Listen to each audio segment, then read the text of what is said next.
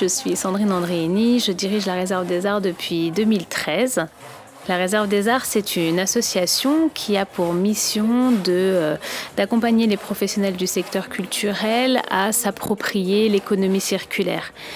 Notre rêve serait que l'ensemble des créatifs puissent fabriquer à partir de réemploi notamment et d'une manière éco-conçue.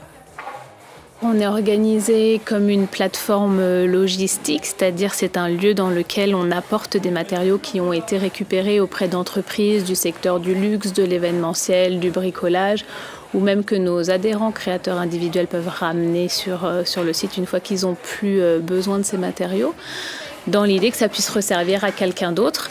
C'est des matériaux qui doivent avoir un potentiel de réemploi.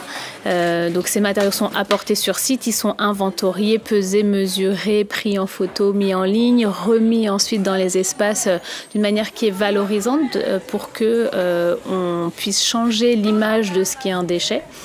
Et ensuite, ils sont mis à disposition exclusivement de professionnels du secteur culturel ou des étudiants de ces métiers pour qu'ils puissent se rendre compte que travailler à partir de ces matières premières, on dit matières premières secondaires, ça peut ressembler à ce qu'on fait avec de la matière neuve, voire même ça peut devenir une source d'inspiration et donc on peut carrément fabriquer son projet à partir des matériaux que l'on trouve sur place. Et là, c'est là où la créativité, pour moi, se décuple. On constate que les adhérents qui viennent ici restent parfois même jusqu'à 2 heures. Et c'est quand on discute avec eux que cette idée de source d'inspiration émerge.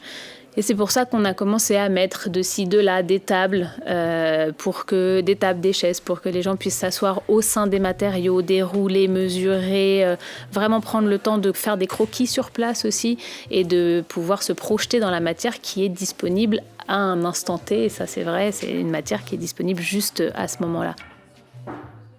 L'idée de la rencontre et de l'échange et de la cofabrication, c'est quelque chose qu'on aimerait bien instaurer.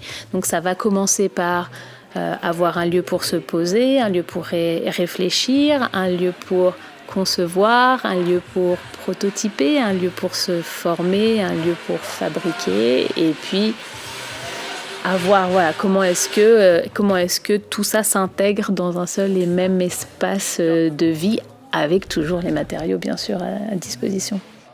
Ce workshop et ce kiosque, c'est la résultante de l'ensemble de ces observations, aussi de la volonté de professeurs et d'étudiants de participer et de faire, de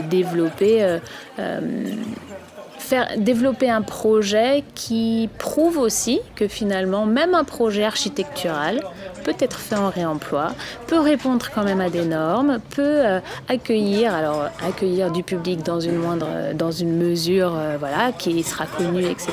Mais en tout cas, qui montre que le réemploi c'est possible, même en architecture. Voilà.